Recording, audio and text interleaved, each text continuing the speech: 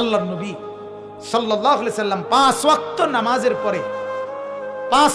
নামাজের পরে নবীজি যে কয়টা জিনিস থেকে পানাহ চাইতেন, আল্লাহর কাছে মুক্তি চাইতেন, তার মধ্যে একটা হলো কবরের আযাব। আল্লাহুম্মা ইন্নী আউযু বিকা মিন আযাবিল কবর, আল্লাহ কবরের আযাব থেকে বাঁচান।